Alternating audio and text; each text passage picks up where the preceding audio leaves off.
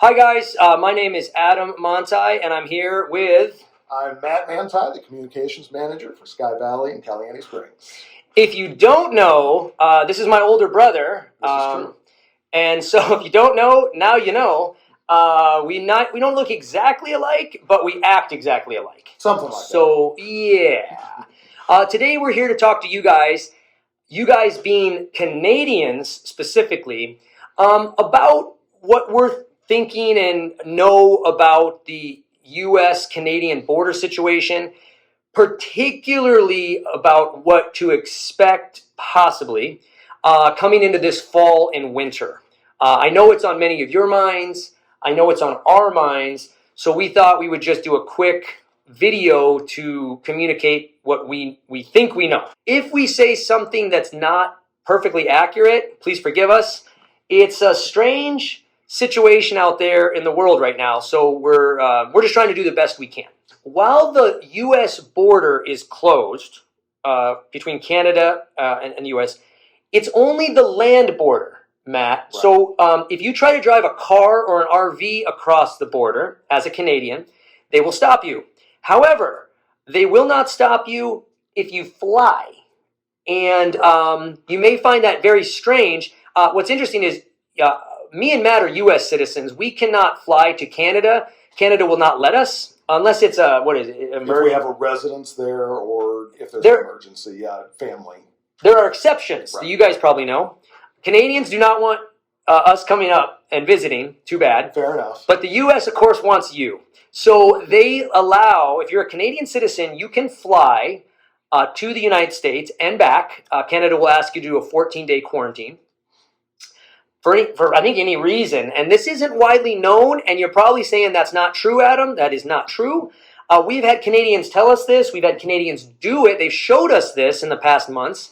And I actually am going to link an article from the CBC, which is what, Matt?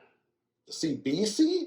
CBC. I know the CDC. No, that's the U.S. Medical. It's the Canadian Broadcast Center. I don't know. Let's go with that. I think it's your one of your main newspapers. And so I'm going to go ahead and link that in the description below on YouTube. We'll also be sending out an email. Matt will send it out with a link to that article. So don't trust me, goodness gracious. But do read the article if you want the full details. All right, Matt, is it safe to come down here? What do you know about that? So let's talk a little bit about the safety aspect. We have taken a number of steps here to maximize the safety of this resort for everyone here. And one of the advantages that we have with this disease is that we do know how it's transmitted primarily. And that is, Adam, how is it primarily transmitted? Well, I was listening to NPR the other day, if you know that news station, and they asked a doctor this, and he said, well, I'll give you the top three. Respiratory proximity, and the third is respiratory proximity. And there we have it. And we have taken a strong stance on education of our residents here to physical distance. It is crucial to avoid this illness. We want to stay a minimum of 6 feet apart. So education is a huge part of us protecting our residents. That's right. And I just want to point out that this is something we can all do. Sometimes we feel like, we can't, maybe people will come close to us, but I've been successful at keeping my distance from people that are not in my little social bubble. And so I just want to feel empowered to do that is my point. Absolutely. And we are also encouraging the wearing of masks. Yep. If you are in a situation where you cannot be 6 feet or outside of your family circle, wearing a mask has proven to be effective in reducing the transmission of this disease. So we are strongly working to provide the safest area that we can, and that is some steps that we are taking. Really briefly, me and my wife and my uncles, my mother have all been flying a few times during this pandemic. And I've looked for data on how many people contract COVID on a flight. Now, the flights I've been on, it's mandatory face masks. They told me they were going to take our temperature at the airport. They did not. But anyway, I cannot find any data on the transmission of flying. However, I haven't also found anyone who's actually gotten sick from it. So it seems like when everyone puts a mask on, even though whether you're in that 6 feet, I've heard anecdotal studies that it really stops the transmission. So that's great news. I saw an article just yesterday that seems to indicate that the wearing of masks, it might not prevent you from getting it, but it significantly can reduce the load. Severity. Exactly. That's a really good point. Like, you get someone coughing in your face is a lot worse than just getting a little bit of it, according to the studies. Right. We have modified already all of our activity programs to make them safer. So that just means, look, we're not going to be doing these indoor events like we've done in the past. So if you're coming down just to get inside and have a big meal with 200 people, we're not going to do it. Right? You will be disappointed. You will be disappointed. Those are all canceled for the season.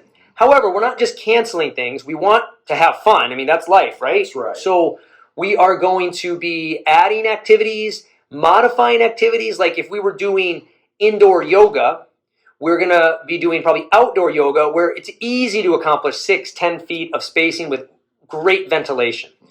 So if you want more information, I'll also put a link to our activity modification video, and stay in touch with that. We really do want to get active and have fun this winter and be safe. I would say one of the things we can all do scientifically to be healthier and fight this disease off if we get it is to get moving, get a good diet, lose weight. I've heard from some nurses and some studies that obesity is the number one, problem that leads to permanent damage and or morbidity. And aggravating factors of the illness. Yeah, obesity. So whether you're up in Canada shoveling snow, which is an exceptional activity to do, that'll get you healthy, or you're down here playing, maybe water volleyball or walking the trails or whatever it is, I would encourage you all this fall and winter and now to get moving, get on a good diet. If you do contract this COVID or anything else, it's the number one thing we can probably control to beat this disease. That's right. And I just want to, encourage you guys to do that. Okay, Matt, what else are we missing or should we cover? We could briefly cover the status of COVID that we have discovered within the resorts. Let's do that. So to date, within the resorts, we have 2 couples that have indeed tested positive. Now, which resort is this? This is at Caliente Springs. Caliente Springs. We'll do that, then we'll do Sky Valley. Okay, so at Caliente Springs, 2 couples did indeed test positive. I want to say that we are really proud of the way that the folks reacted. They did quarantine themselves. They took it very seriously. They had another couple deliver food into them so that they did not have to leave the house for the designated time period until they tested negative, in which case then the quarantine was over and they were able to, they have both fully recovered at this point. So there was no spread. It was really encouraging the way that it was handled by them. So that's really encouraging. Down here at Sky Valley, we have a single unconfirmed report, and that just means nobody contacted us and said, it's me, I have tested positive. So it's a little more rumor.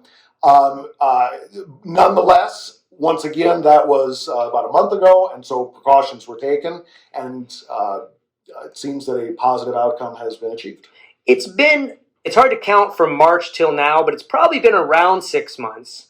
And we have not seen a lot of community spread. And that's really cool that it's credits due to the maturity of our homeowners and also credits due to the precautions that we and I think the governments have put in place and the education of, hey, if I am sick, well, first of all, get tested. Don't just pretend it's probably just a cold. Right. And all the steps through that. So I think that, our communities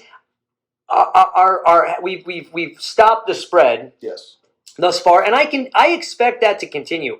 I don't expect our communities to have these massive outbreaks at this point.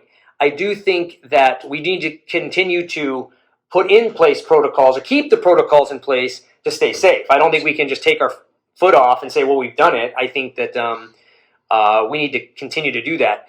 One last thing I'll say about that, it's, the outbreak started in China, and we saw a lot of cases, and we saw it fall off, and relatively, it's pretty much dealt with in China. Then it went to Italy, remember that, and Spain. A lot of outbreak and cases and morbidity. Now that has really come down, Matt, and there's very few cases. And then we saw it come to New York, New Jersey, Massachusetts, and those cases really took off. But then it's come down, and now there are a very low number of cases and morbidity. And I think right now, this is in August, we're making this video, California, which is the most populous state by far in the United States, 40 million people. New York, I think, has about 20 million. We're seeing, we haven't seen a spike in California. We've just seen this slow uptick. Right. And we're kind of sitting around, I think, around 8,000 to 10,000 cases a day. We don't see a whole lot of deaths, though, which is really great. I think they've done a great job of figuring out, if you do get sick, how to treat it better. But all I have to say about that is I think if California is anything like China, Italy, Spain, and New York, and so forth, what we're going to see is a number of people get this thing because people are people, and some people don't take precautions, right? That's right. And then we're going to see it come down, and I hope that that's true. We're going to have to just keep watching the news and see if we're not in the same cases as these other locations that kind of went through it before us. So that's pretty much the update for today. If you have questions, feel free to reach out to me or Matt. Our contact information, I think, is on the Resonant website. It is. There you go. And we hope you guys are doing great up in Canada. We hope to see you guys this fall, and we'll continue to watch the situation really closely and just hope that we can see you guys this fall and winter. All right. Absolutely. Thank you very much. Bye now. Bye now.